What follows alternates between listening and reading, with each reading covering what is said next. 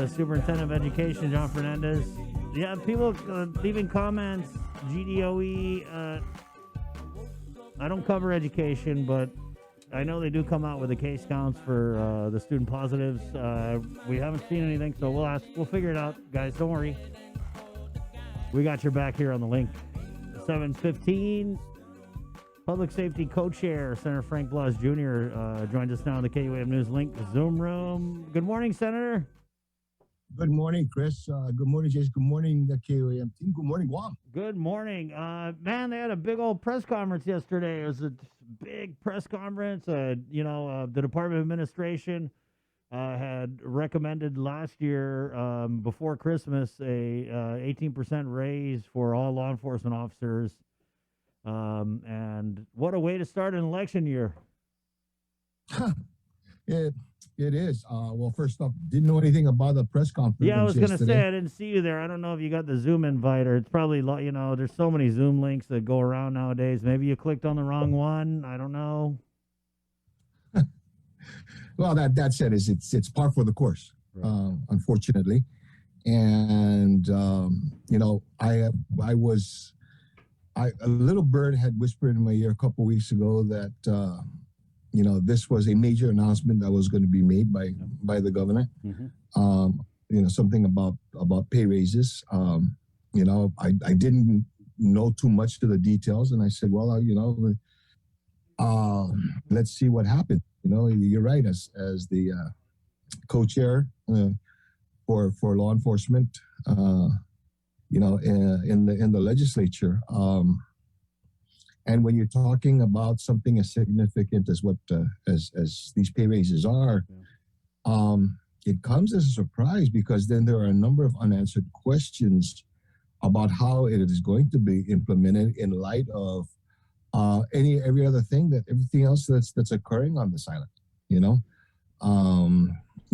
First question is, okay, how are we going to pay for this, and how are we going to sustain it?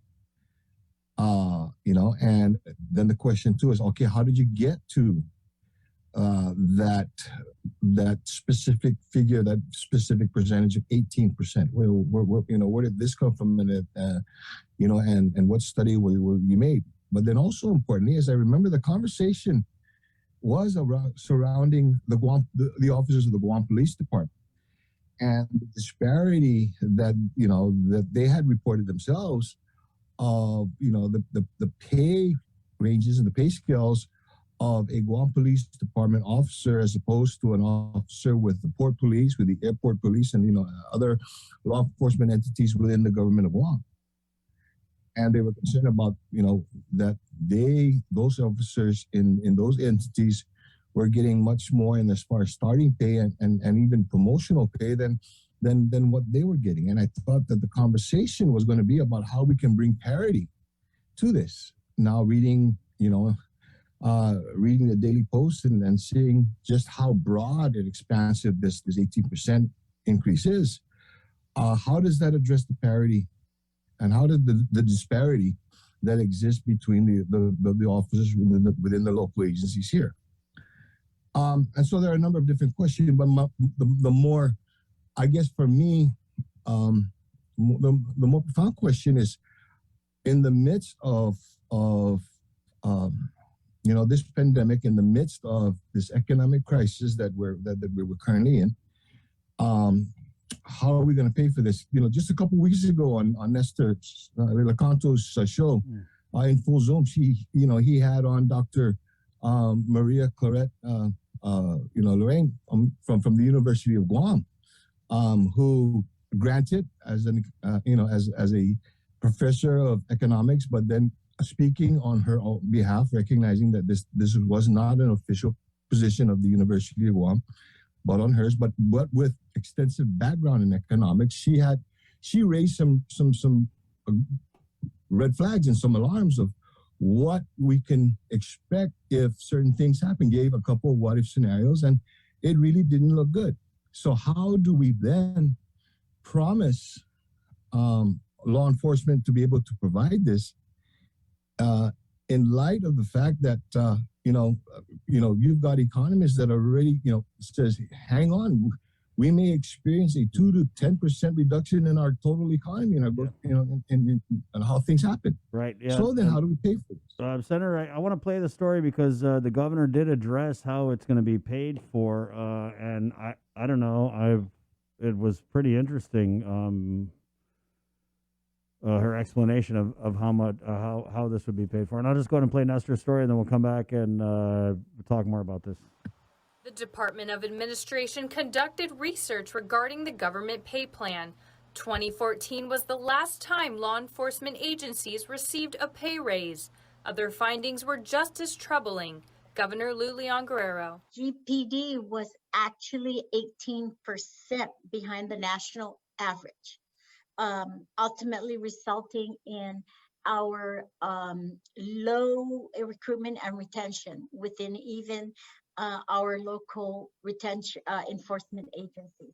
According to the governor, DOA recommended that the base salaries of law enforcement agencies increase by 18%. She believes that this pay increase is doable and has plans to shift costs around to accommodate it. The revenue streams that we are going to, of course, be looking at is our ARP funds. And of course, when we take it down to the legislature, the good senator is reviewing his revenues based on what we have gotten in terms of EITC reimbursements, and of course, child tax credit, and of course, our very aggressive collections and our very committed cabinet members that work very hard to decrease their expenses, and also our efforts in shifting a lot of our costs over to federal funds and federal grants.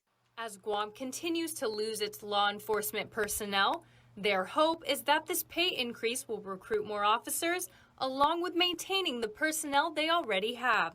The increase will go into effect on January 30th of this year.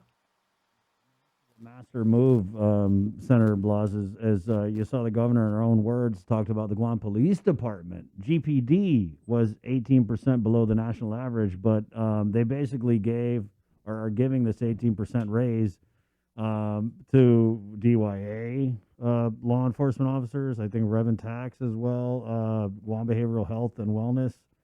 And it's almost like the participation trophy kind of thing. I mean, don't get this the wrong way. I'm not sure when we expanded the definition of a law enforcement officer, but it is what it is, Senator. So they cast a pretty wide net.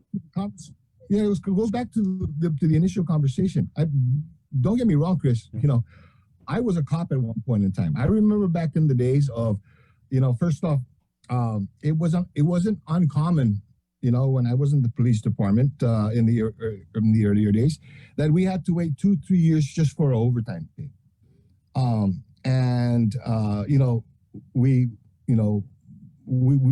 We had to bear that. We had to be as part of being a police officer.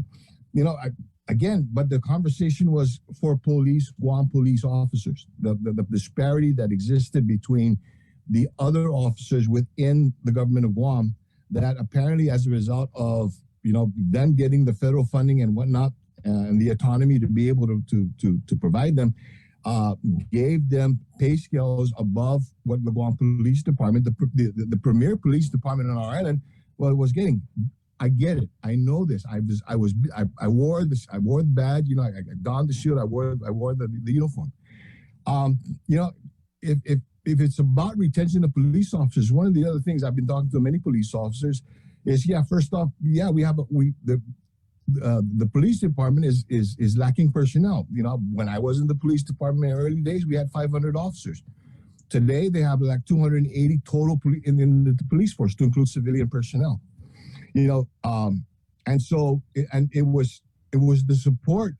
What they're looking for is primarily, and a lot of times, a morale issue.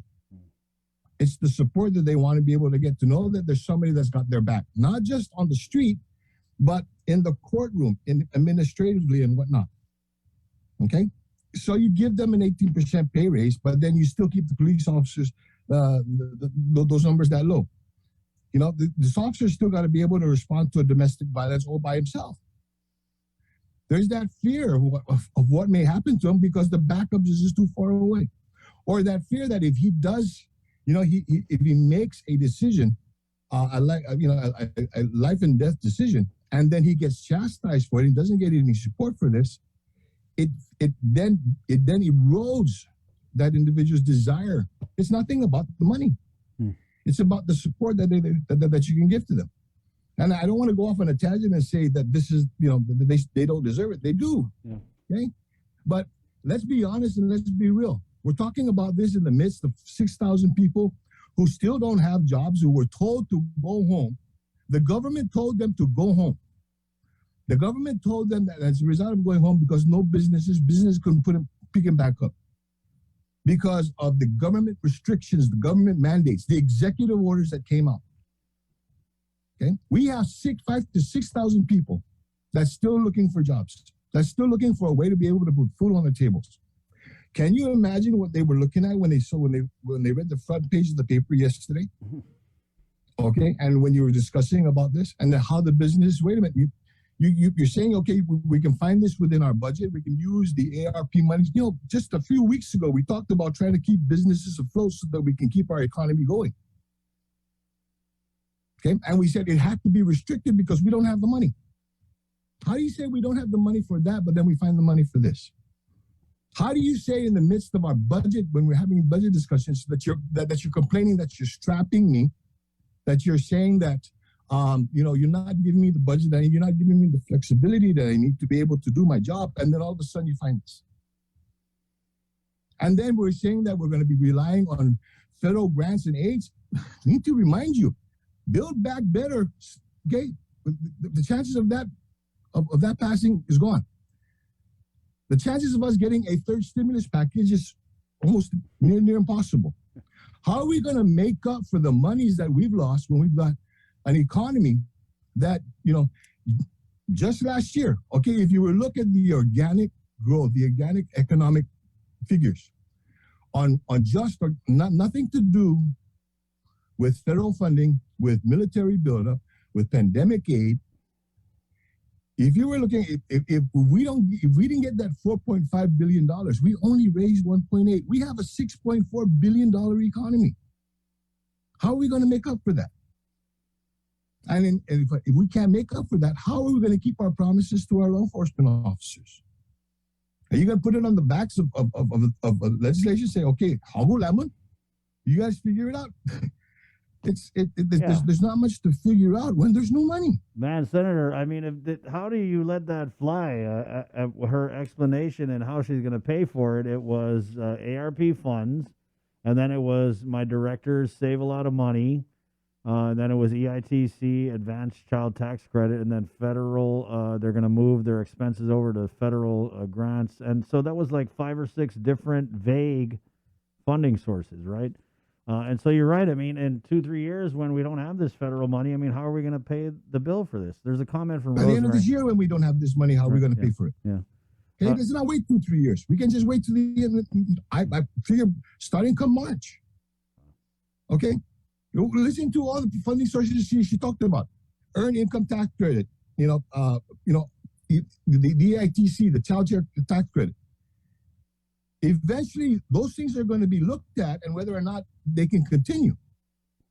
And if we're going to be relying on that and we don't bolster our economy, we don't do something to build our economy back up so that organically within our economy we're raising money as well, how are we going to sustain that?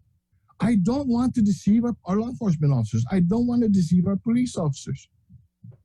I've been there. I've done that. And as far as being a cop,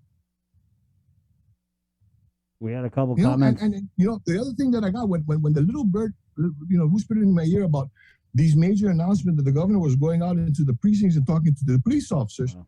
And police officers, we'll take our commands. Okay. A lot of times police officers won't question anything. Okay, because we're trained. Take your command and run with it. You know how many of them felt that way? Okay, great. Thank you. You're going to finally address the disparity that exists within our pay. No, wait a minute. You're going to include who? I thought that's what we were trying to address here. Then let's take this even further. Okay? Because after that announcement was made and everything, you know how many teachers and nurses and other professional workers within the government have called me and said, hey, sir, what about us? Aren't we just as important? How are we going to address that? I heard it's in the works.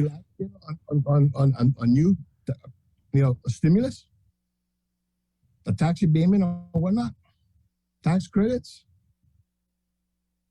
In the meantime, again, we have 5,000 to 6,000 people who were told to go home by the government. How does that fly in the face of a community that's suffering? We did have It's difficult. We had a couple comments here, Senator. Rosemary kind of speaks to your point. If GPD officers were lower than other agencies, but the governor is giving 18% across the board for uniformed personnel, it places GPD in the same predicament as being lower. What is the rationale for this? Joe comments, disparity in GPD pay continues when 18% pay raise includes other law enforcement agencies. And what's funny is that we've had Chief Steve Ignacio on this show, and he talks about not just losing officers to Camp Blas and the military side, he's losing officers to other agencies in the government of Guam. And but you can say that about if you were to talk to the public auditor BJ Cruz, he can say that about his people in the OPA going into other agencies and you can say that about teachers in GDOE going over to the DEA. You can say that about nurses in the GMH going over to other places. How about them? Okay. Unfortunately, what the governor has done here is she opened up a can of worms. She isn't addressing the disparity that exists within a particular profession and a particular position within the government of Guam, the Guam Police Department officer. You've made for, and again, it's not to say that they don't, but is this the time to do it? Is this the time to do it?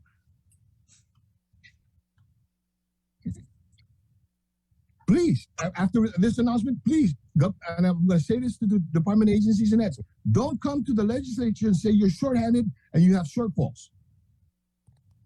Because the governor had just said that you all are getting together so you can help to address this. The people of Guam then expect you to be able to provide the services that they're expecting from the government of Guam. Okay, despite the shortfall you say you're going to take on. I can take this conversation in many different places.